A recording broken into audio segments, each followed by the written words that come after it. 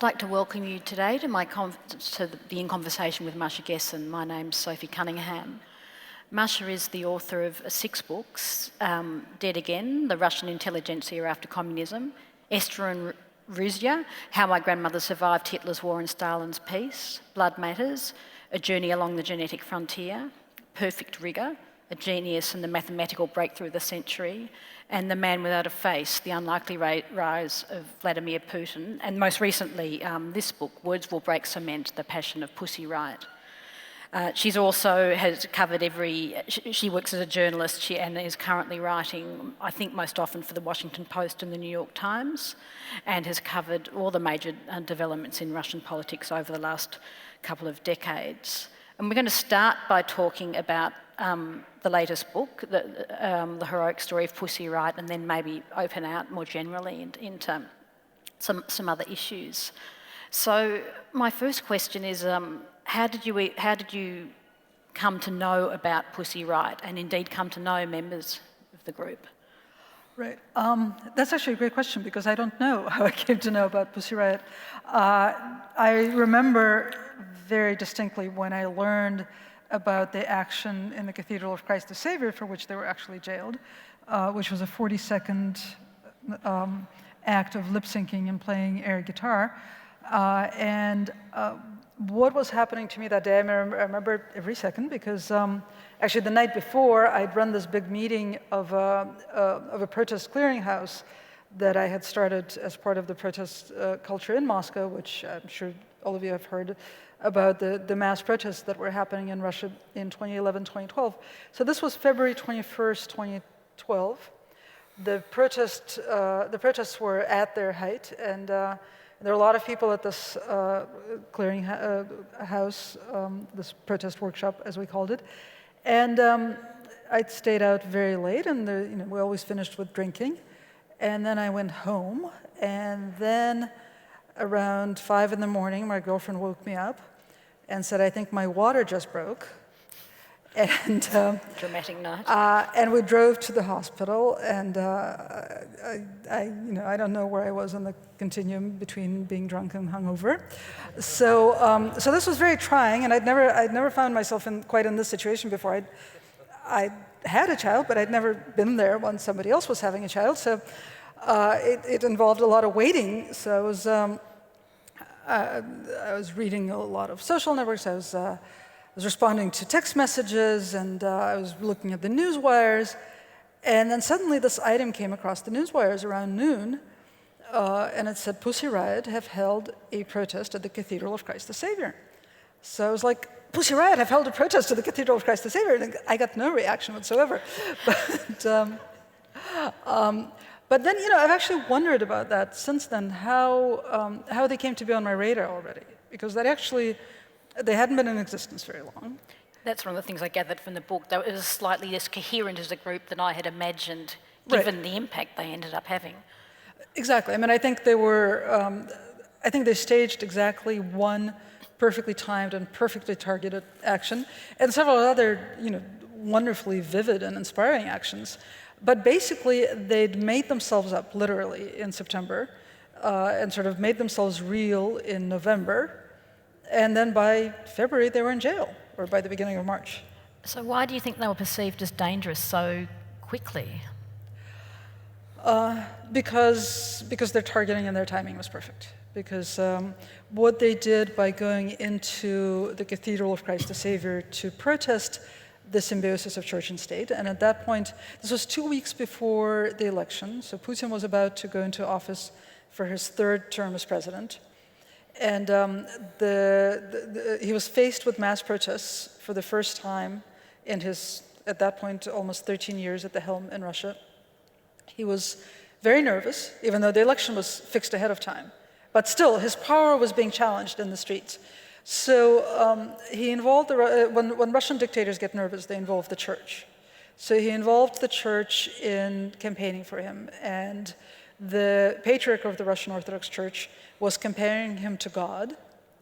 And the patriarch of the Russian Orthodox Church also told parish priests to tell their parishioners that Russian Orthodox believers do not go to protests. And this was all sort of, it was a perfect expression of the melding of church and state in Russia.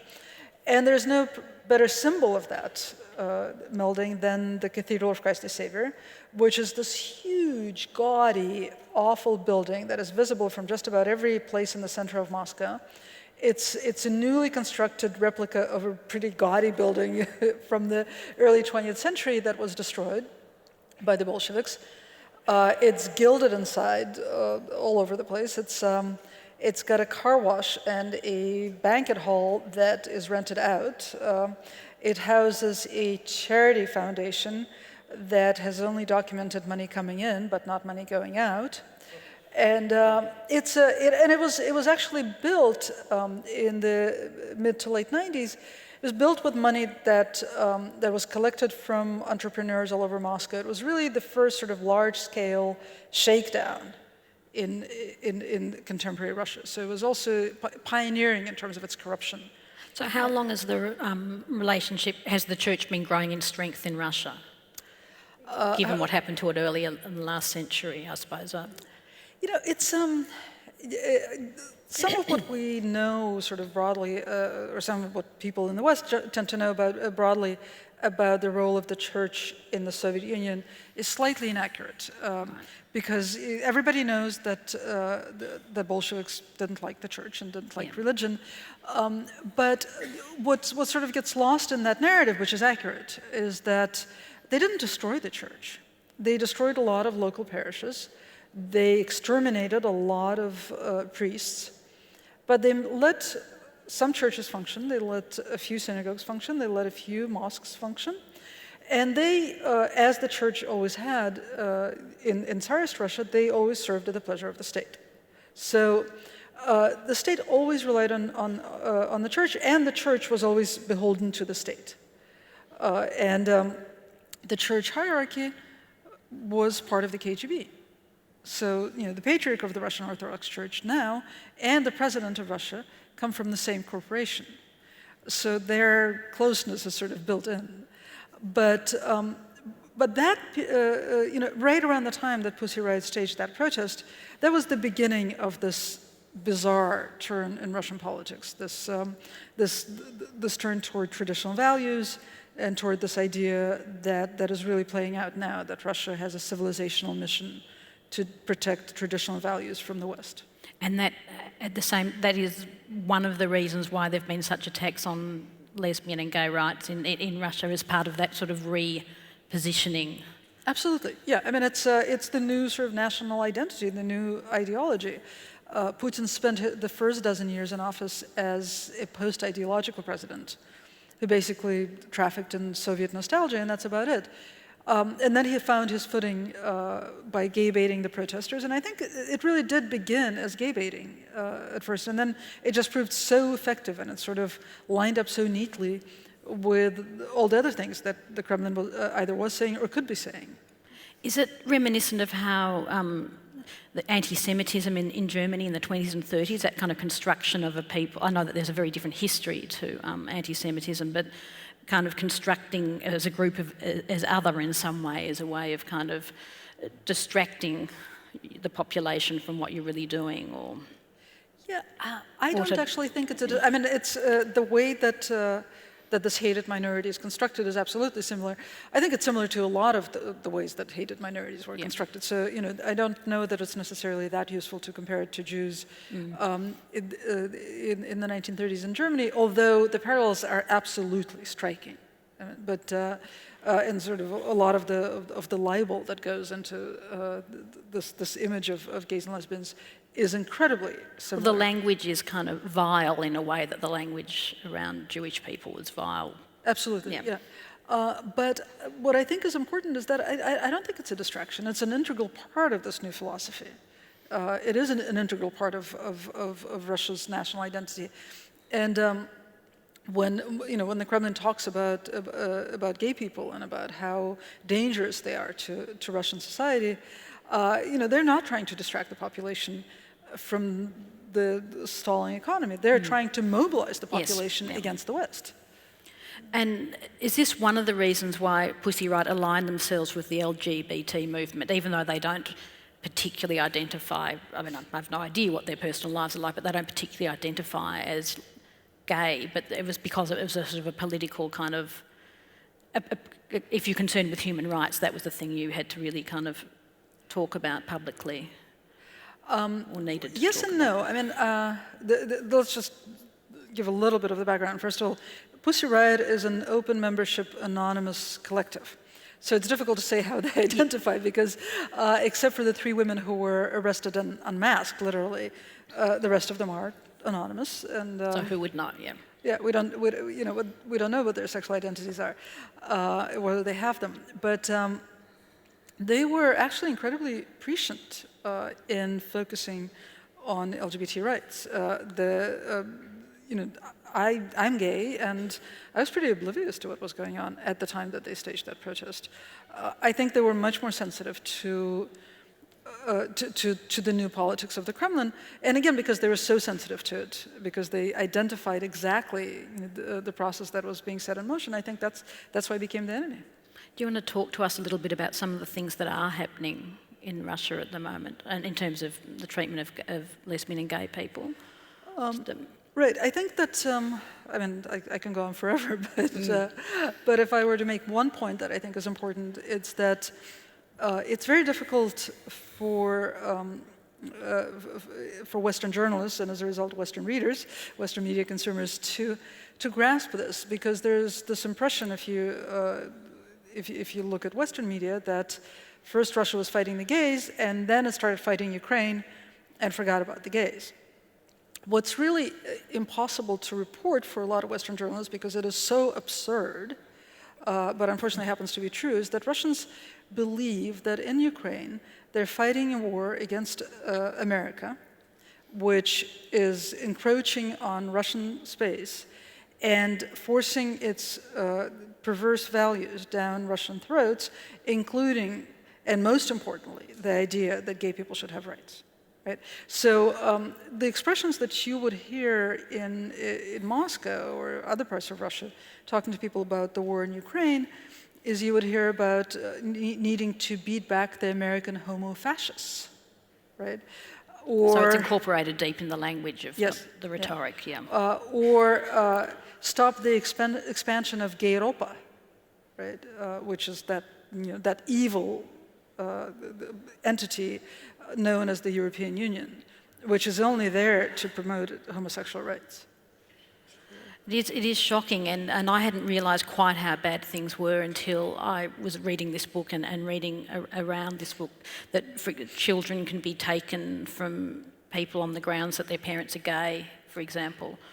That's something that the Parliament has talked about a lot. They haven't passed that law, actually. I mean, that was the reason that we decided to leave Russia, was because they started talking about this.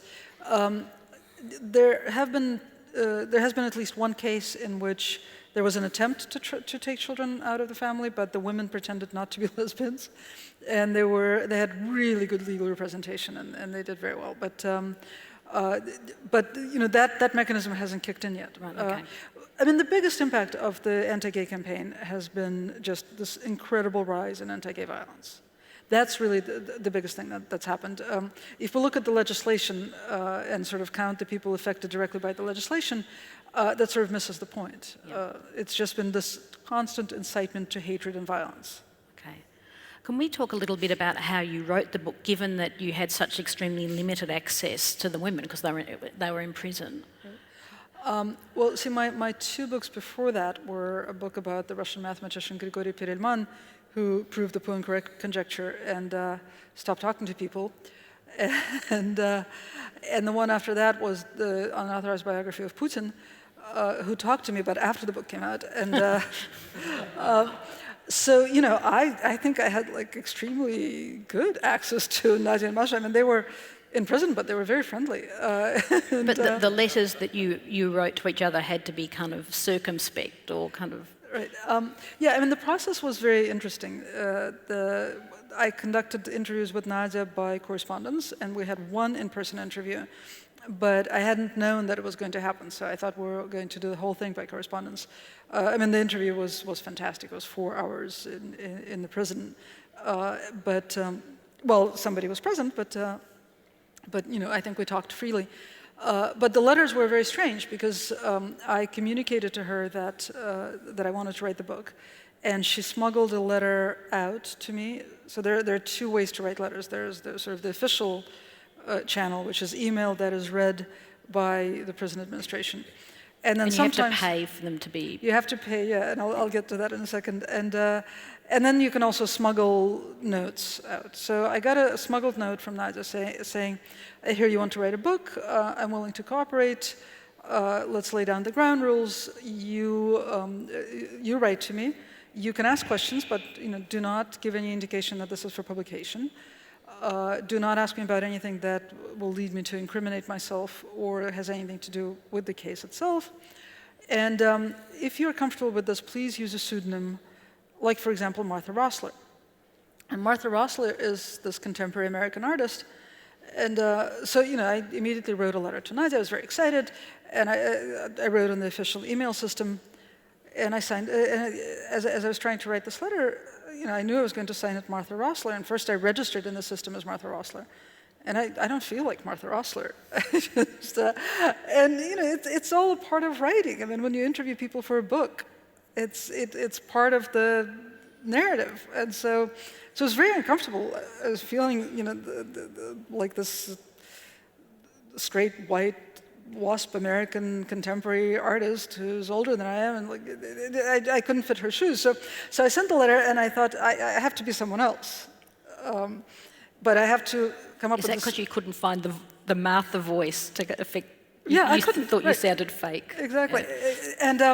And I could tell that, Nadia would write back to me, and she would address me by the name Martha several times in the letter. Which felt a little exciting, but sort of not necessarily in the right way. So I thought I have to find a pseudonym that would immediately identify me as me, so that I wouldn't have to go through the whole process of letting her know what pseudonym I'm using. But it has to be someone I'm more comfortable with, and maybe I can be Judith Butler. She's gay and she's Jewish, and maybe I'll kind of look like her in 20 years. And then I was talking to Peter, Nadia's husband. And he mentioned Judith Butler, and I realized, Judith Butler is a deity to them. I can't be Jewish Butler. That's too much. Yeah. And there was just nobody to be. So I stayed Martha Rossler, but I was very uncomfortable with it. So you write quite. We won't probably talk about the courtroom sequence, even though I would commend it to you. It's an extraordinary piece of writing. That kind of. I did almost no writing. Yeah, extraordinarily evocative. It's sort of fast, it's sort of satirical, and you find yourself laughing, except that it really happened.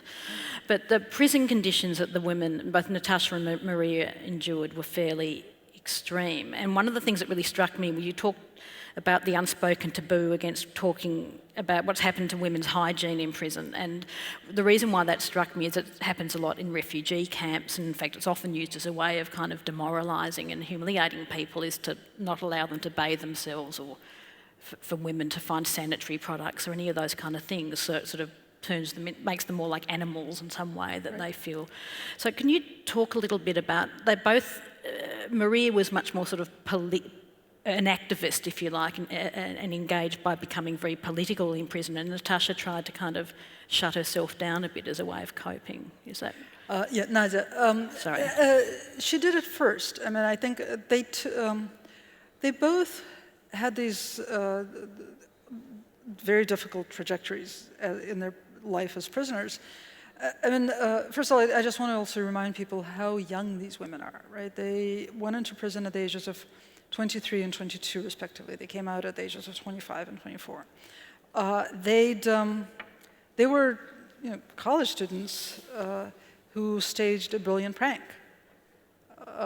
They were very, very smart, very, very creative, but they weren't really planning to go to jail for 2 years. Yeah, they didn't quite know what they were getting themselves into, did they? And they absolutely accepted what was happening to them, and I think conducted themselves in the most honorable and intelligent and effective manner possible, but they were completely unprepared. So Masha, when she ended up in jail, she very quickly discovered she needed to be a jailhouse lawyer, and she started doing that, and that wasn't an easy path. She ended up having to hold a very long hunger strike. She was in isolation for a long time. And then she finally became the menace of the prison administration. They couldn't get rid of her soon enough. And Nadia had a completely different experience. She was a philosophy student when she was arrested. And so she had this idea that she should have a prisoner experience, that she should not be a celebrity inmate, that she should be as ordinary as she can possibly make herself, to make this part of her philosophical education, part of her artistic education. That didn't work so well. In fact, it backfired hugely. She was still singled out. She was still mistrusted. She came in for all sorts of abuse. And by her second year of incarceration, she was just being abused daily and denied her health food, was incredibly and she was sleep deprived. Yeah. I'm sorry? Her health was being incredibly Her compromised. health was extremely poor at that point. And so she also staged a hunger strike that took her literally to the brink of death. And she also emerged triumphant. So these very, very strange trajectories. But yes, they were both subjected to the humiliation of extremely limited access to hygiene facilities, which is a very important instrument of control in these prison colonies. And they dealt with it in their different ways. Nadia by sort of trying to circumvent the limitations, and Masha by fighting them. Yeah. Were they? They're thousands of miles away from, or kilometres away from Moscow, aren't they? So it'd be very hard for people to support them once they're there. Yeah, I mean, I actually, when we were talking before this about Nadia's husband, Petya, who I think is one of the more interesting characters in the book, which is full of interesting characters. But Petya is someone that I disliked intensely when we started talking, and then we spent a lot of time together over the course of reporting this book, and I grew to like him and respect him a great deal. And I'm not sure I've ever really had that kind of attitude transformation in relationship to somebody, but Petya was really key to making sure that they survived in prison.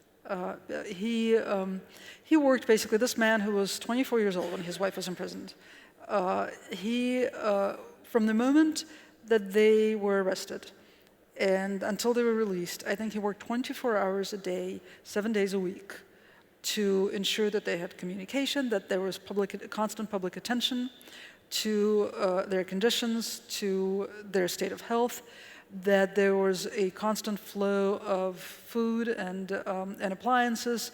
Appliances because, for example, at one point the prison colony that Masha was serving time in decided to punish the women. This is what they do. They institute collective punishment so that the prisoners turn on this one inmate whom they identify as the troublemaker. So to create this situation in Masha's colony, the prison administration took the microwave oven, refrigerator, and something else out of the tea kettle out of the unit where she was serving time. And then, that makes a difference between extreme discomfort and completely intolerable discomfort and hunger and dehydration. So Petya figured out that what we needed to do in order to make sure that the appliances were returned to the unit was collect enough money to buy appliances for all the units in the prison colony, and then donate them through a charitable foundation, and that the colony wouldn't have any choice but to place the units. So, and I say we because that was actually one instance when we raised the money together. So we raised the money, bought the appliances, donated them, that sort of thing. Did he know where Nadia was in those final months, though, when she was really ill? When certainly the media was saying that she disappeared and there was some concern she'd actually died? Or... There was a period when nobody knew where she was, and Petya didn't either. He was, again, instrumental in drawing public attention to the fact that she had disappeared. He actually went to Mordovia, where she was serving time, and she had been. What had happened is she was in the prison colony. She staged a hunger strike. She was placed in isolation. Then she was hospitalized, and then she was incommunicado. And that was very, very scary, because usually the defense attorney can contact the inmate. They can cut off all sorts of other contacts with the outside world, but not with the defense attorney. When they wouldn't let the defense attorney enter, everybody panicked and thought, she may not be alive.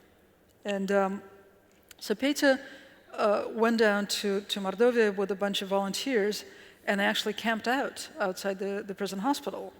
And had all sorts of foreign correspondents go to Mordovia and take pictures of them camping outside the prison hospital, which drew enough attention to the prison hospital that the prison hospital decided to get rid of Nadia, and they placed her on a prisoner transport out of Mordovia. Is that basically why they got amnesty? Because they were starting to cause just enough problems that it was easier just to let them go?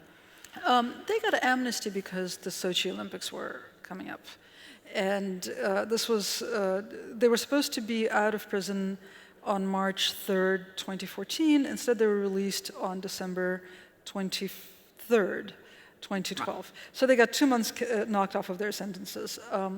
And the reason that it happened was because a number of Western leaders decided not to attend the Sochi Olympics because of the human rights violations in Russia, and Putin panicked. It was his personal party, and the guys weren't coming, and he would have no one to take pictures with. So he immediately released several high-profile political prisoners, the women of Pussy Riot, Mikhail Khodorkovsky, and the 30 Greenpeace activists who'd been kidnapped in international waters in September and held in Russian prisons. On the very same day that Nadia and Masha were released, an environmental activist who was working on Sochi and the environmental damage there was actually sentenced to 3 years in prison. So, it didn't signal a change in the direction in which Russia was going in terms of suppressing dissent, but these were high-profile prisoners as opposed to the lesser-known ones.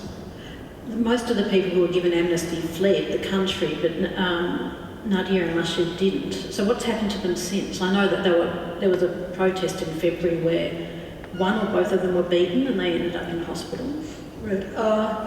Yeah, they've been beaten a bunch of times since they got out of prison. And last I saw them in the spring in New York, they were going to hire bodyguards. I don't know if they've actually gone ahead and done that, but I think they did. Their political commitment is incredible given... I'm sorry? Their political commitment is incredible given how young they were and that they didn't quite understand how this thing was going to become. I never ceased to be awed by them. When they were released on December 23rd, after not having seen their families in 2 years, not having seen their children, both of them are mothers. They have a 5-year-old and a 6-year-old. So these kids had not seen their mothers, or had seen them behind glass, for a third of their lives.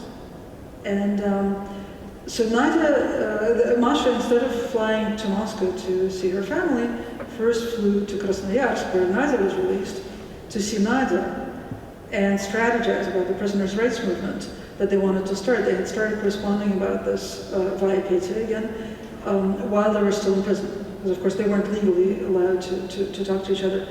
And then they flew to Moscow, spent a couple of hours with their children, and held their first press conference, the first press conference in their lives, right? These are world-famous celebrities, but they never actually faced a group of journalists. So they held a press conference announcing the formation of their new prisoners' rights movement, and that's what they've been totally committed to since they came out of prison. And in fact, the attacks on them have happened. One of them was during the Pussy Riot action, but the rest of them have been when they have traveled somewhere to document prison conditions in that particular region, is when they've been attacked by people. And Katya, the third woman, got out of prison earlier and hasn't been as involved in the movement that they set up. Is that right? She's a difficult topic. It's very hard to, well, actually, it's completely unacceptable to judge somebody who ends up in a Russian prison. And I think people are justified in doing just about anything short of killing people to get out of Russian prison. What Katya did was basically break ranks in a way that I'm not even sure that she was aware that she was breaking ranks when she did it. She was, I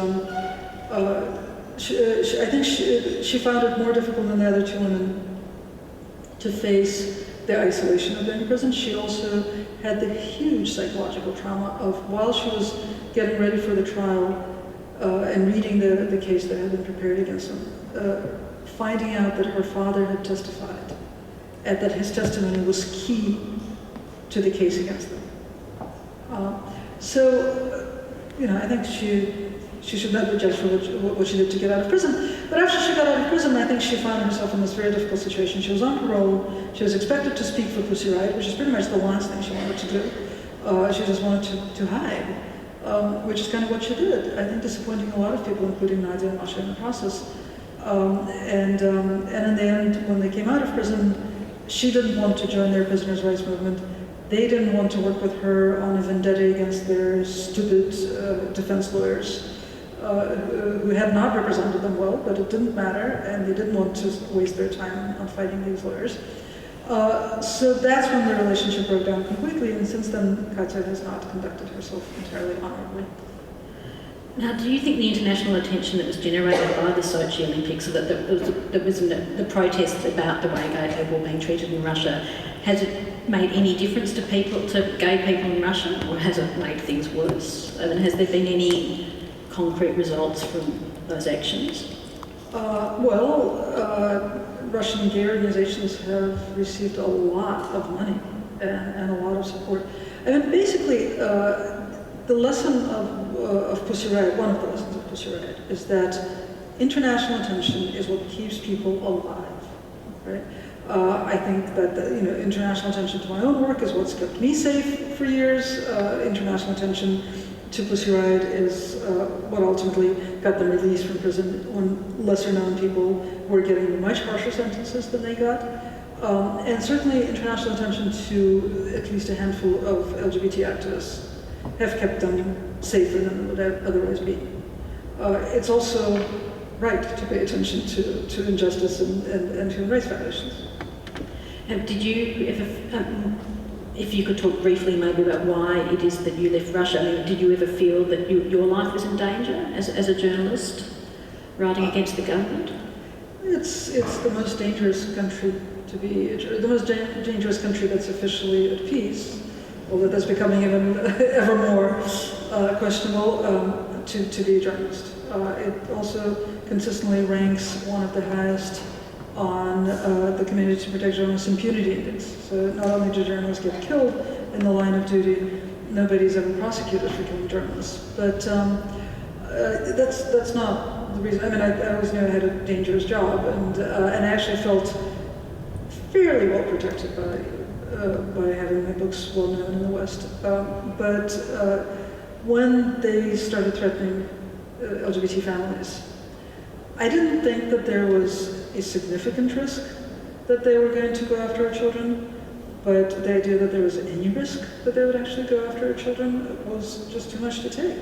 Yes, I read an interview you did for NPR, I think it was, where you talked very movingly about, sort of scarily, movingly about your lawyer advice when you said, what can I do to protect myself? And he said something along the lines of run, or am I getting this wrong? But it was really dramatic. Right. So our oldest, we have 3 children. Our oldest is adopted. And at one point there was sort of what works as basically a direct threat against our family by the leading anti-gay politician in Russia. He'd given an interview to the biggest tabloid in the country, and he said, what the gays want is to adopt our children and raise them in perverted families like Masha Gessen's.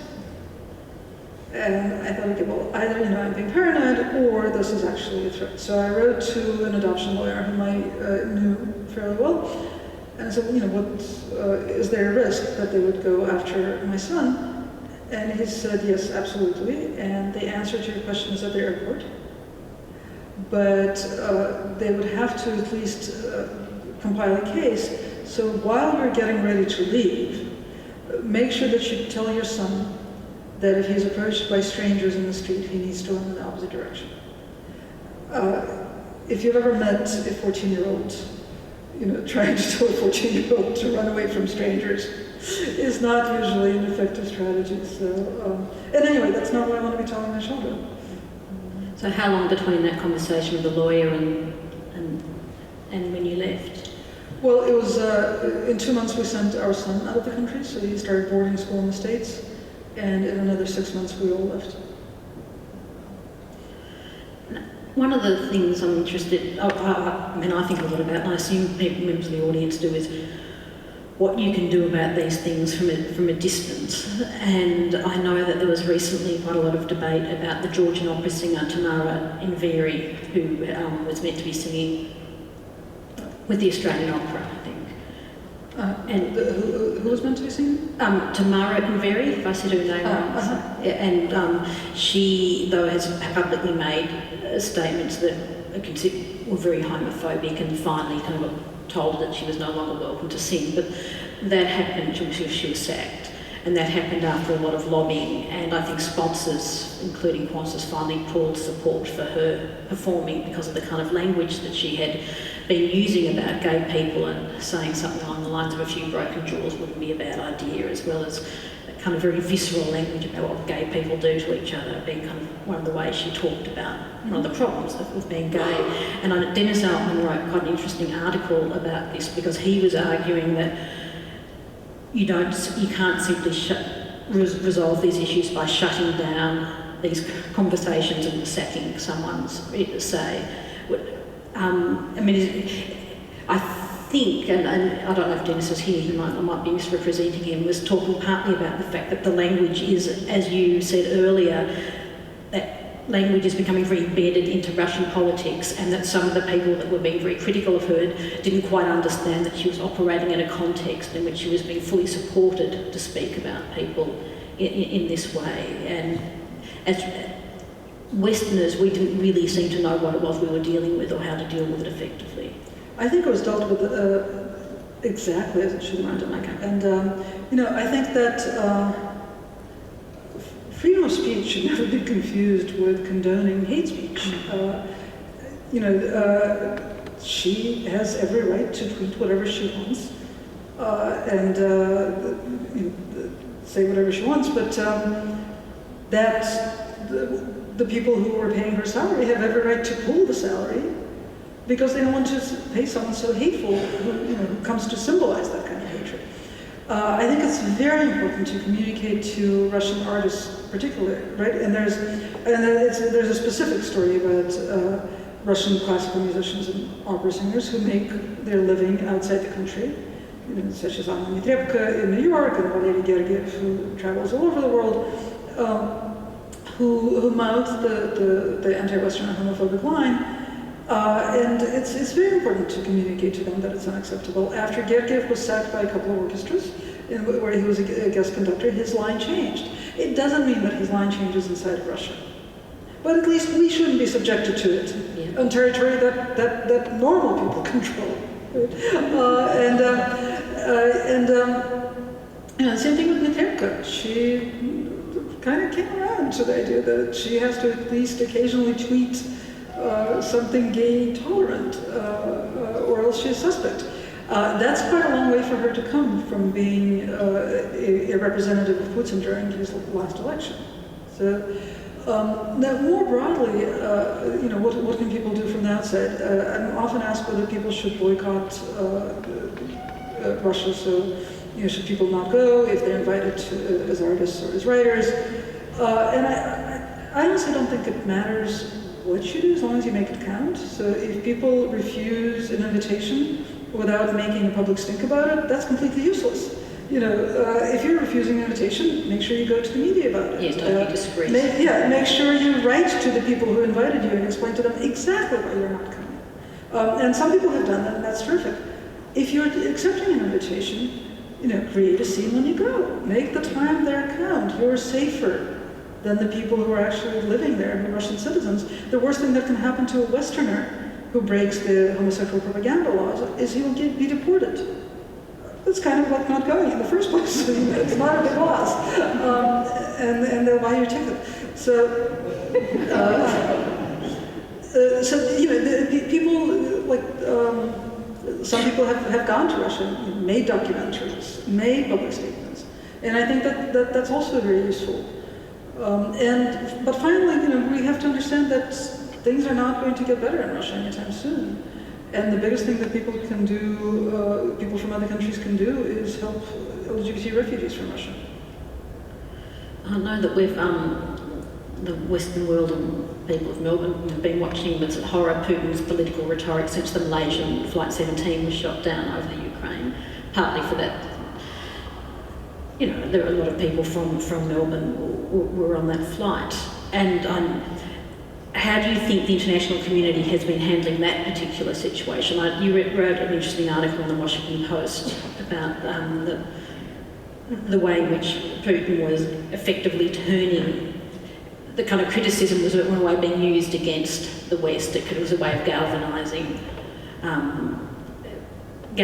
the people, saying, you know, we're being picked on, the food bans being a very particular way of shutting down cafes and indeed banning Wi-Fi access in public places. So cafe culture being seen as an example, as a sort of symbolic of the West. And so in a way, it's almost as if our criticism is being used to his advantage, is that? He will use anything that happens to his advantage. And this is actually, in some ways, a brilliant situation for foreign policy experts if they would give themselves the trouble of thinking about it. It's this very strange situation where anything the West does will have the same outcome, which is that Putin will escalate.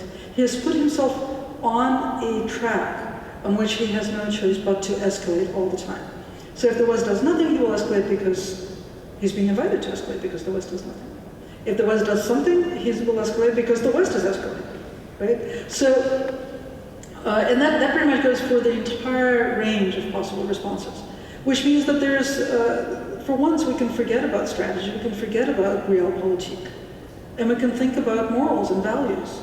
And what does the Western world do in response to somebody who quite intentionally, quite openly, breaks international law and lies about it at every opportunity? You know, try to appease him? Try to reason with him? That's obviously useless. And not only is it useless, it's deeply amoral.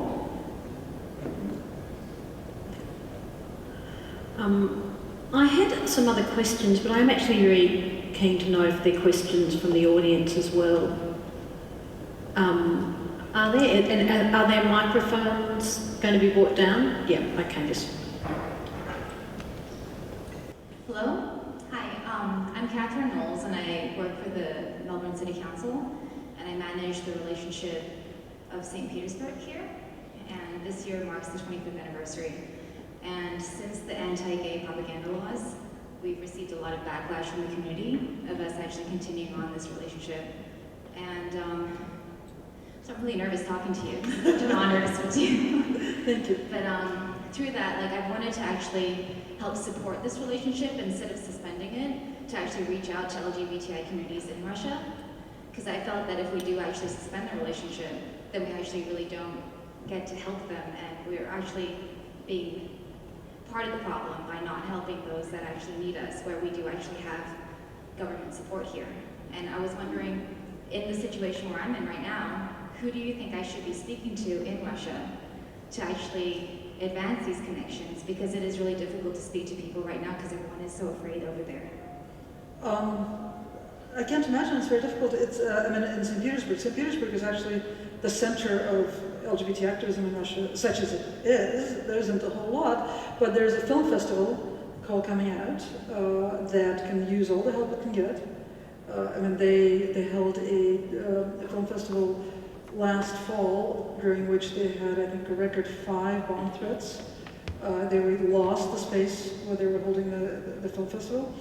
The people who were attending the film festival, I mean, it was freezing, it was November in St. Petersburg, and people would get kicked out of a venue while they were sweeping for explosives there, and people would actually wait for like 2.5 hours and go back in and watch the movies.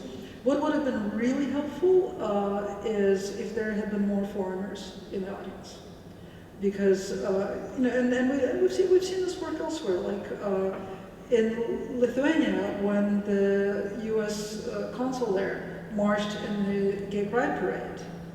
That's what kept the marches safe from the gay bashers. And I think that, you know, if you want to make a sister-city relationship real, then, you know, go with your sisters and brothers and face the bomb threats. It makes a huge difference. If it's public, it makes a much bigger difference, right? I mean, if they're anonymous foreigners it doesn't matter so much. There's an organization called Coming Out in St. Petersburg, which has faced a lot of problems with authorities. Authorities are trying to shut them down as a foreign agent under that horrible law. So they can also use a lot of public support, and their space has been physically attacked, and people were gay bashed while attending a social of an LGBT social that was sponsored by Coming Out. And the LGBT network, the Russian LGBT network, a national organization, is also based in St. Petersburg. So, you know, my advice would be to reach out to those organizations in a highly public way. They don't need resources so much as they need bodies. Well, one thing is, I did reach out to Coming Out, and what I heard though is that they got fined for receiving funding from overseas, and I didn't want to create more of a problem, and I didn't understand exactly what they would be faced with if we actually continue on with this, especially since it is a government-to-government relationship, and the fact that they get fined from receiving funding to help their cause, to me, it was confusing and a bit scary, to be honest. Well, like I said, I mean, I don't think that resources is their biggest need right now, and they're private foundations that have figured out ways to channel some money to support LGBT resources, especially in St. Petersburg. But what they really need is public attention, and again, valuable foreign bodies that won't get so easily gay bashed. Can I actually, just as an extension of that, ask you a little bit about the politics of coming out in Russia? Obviously, it's a fairly dramatic decision. Do many people actually, as an act of solidarity, come out, or is it just too dangerous to really do that? Well, to the extent that there has been anything positive has come out of this anti-gay campaign, it is that a lot of people have come out. And I spent about a decade as the only publicly out person in the country. This was before the anti-gay campaign. And then people sort of slowly started coming out, and then it became clear that it really was a political act to come out. And is that why you did it 10 years earlier, as a kind of political act? I did it a lot earlier than that. I did it when I first went back to Russia in 1991.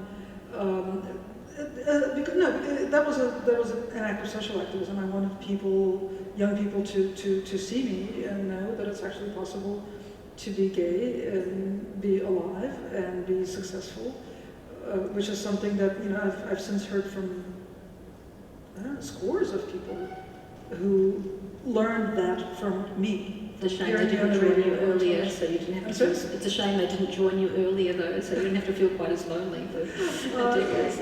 It's true, but I was very grateful always to hear from people. But so one of the things that happened after the anti-gay campaign started is that what little independent media exists in Russia really stood up and took a stand against this law. And one thing that, for example, the Moscow urban magazine Afisha did, which has a huge press run, something like 600,000, they hired a couple of guest editors to create a coming out issue. So there were 28 people who came out in public, who came out for the first time, and they did it in a magazine in public. That's like 28 more people than there had been, 28 times as many people as there had been at some point.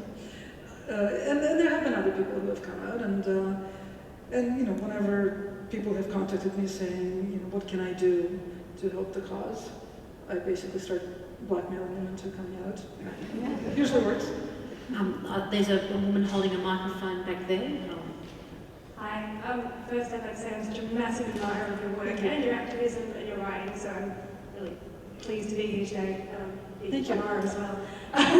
So my question for you is, I work with Amnesty, I run the LGBTIQ network here in Victoria, and it's really amazing to hear you say something like international attention is what keeps people alive, because that's what we do. Yes. So I wonder what you would say would be the most constructive message we can have when we're going out there telling people about what's happening? What should we be saying about Russia?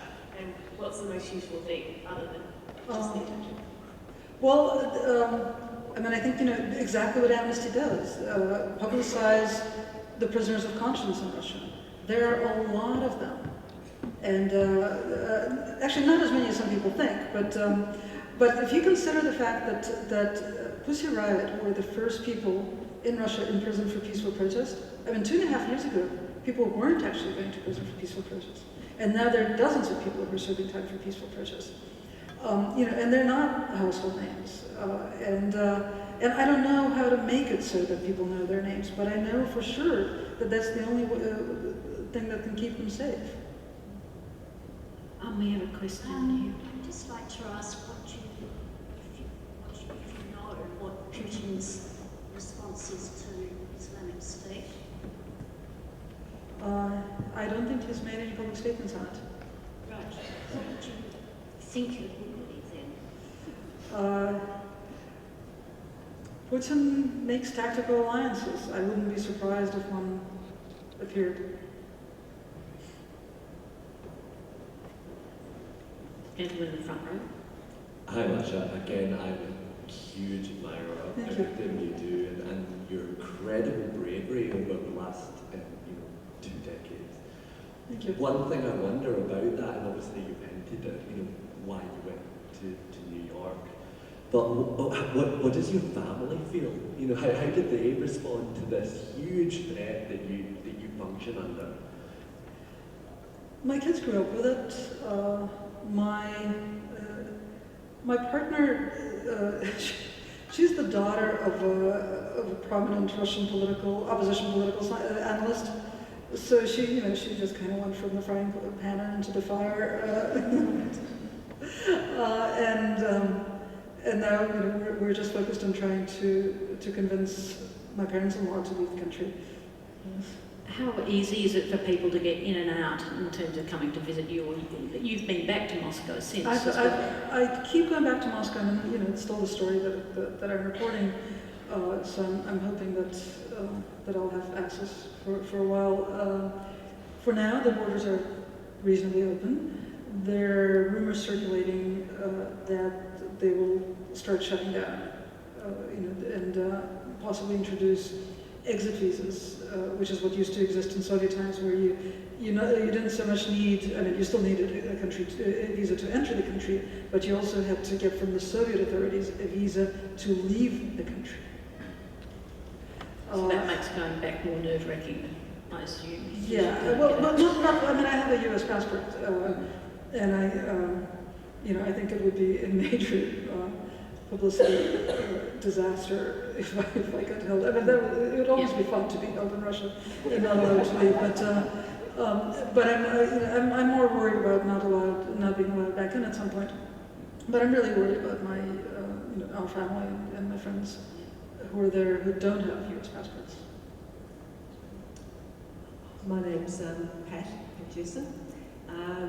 And I'd likewise like to say how exciting it is that you came. I nearly jumped on a plane to Sydney to see you, and then I realised you were here. I'm just curious about the Pussy Riot trial and the fact that it was filmed and the footage was used in the film Punk Prayer. Is that a usual practice, or was that a clandestine situation? I mean, it seemed like it was publicly filmed and therefore documented. Right. That's a great question. I mean, Russian law allows for filming in the courtroom at the discretion of the judge. So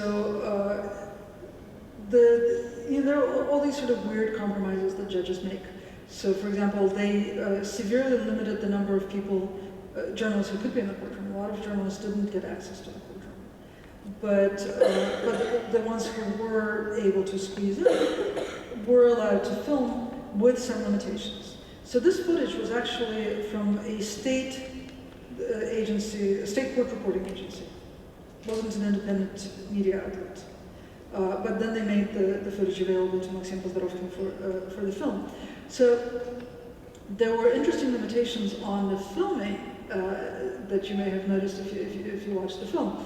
They were not allowed to film the prosecution or any of the witnesses for the prosecution. They were not allowed to film the judge.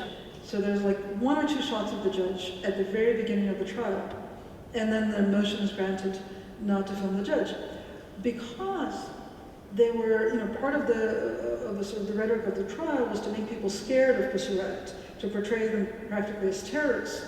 So they kept saying, for the protection of the witnesses for the prosecution and the victims and the prosecutor and the judge, we need to not show their faces. So the entire time, the camera is actually trained on the defendants and the defense attorneys. You never see anybody else. When I was reading the book, I was wondering whether the judge and the sort of corruption of the process was a sort of a superficial one of corruption, that is just feeling like you're in the pay of the government, or whether it was a more kind of ideological kind of buying the government line, like how sincere her delusion was about how things should operate. I'm not sure that that's...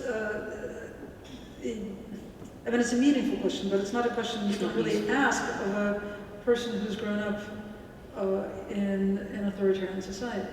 And this woman, this judge, was maybe in her late 30s, maybe in her mid-30s.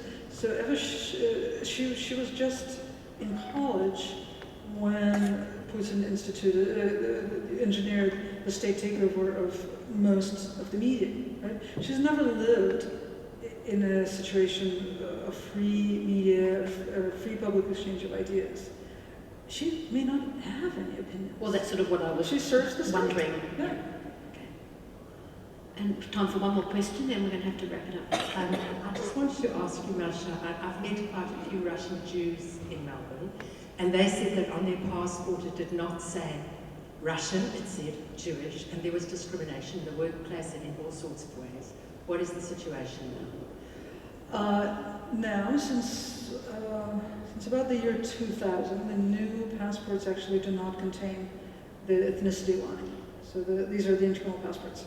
But when the Soviet Union collapsed and the new Russian constitution granted people the right to determine their own ethnic identity, which is very important because, of course, in the past you would be written down as Jewish if your parents were Jewish and you had no choice about it. So when I was getting my internal passport reissued because I'd emigrated and then I had repatriated and I'd been granted my Russian citizenship back, and then I applied for my passport. So the passport lady, this is like 1996. This is like the height of freedom and democracy.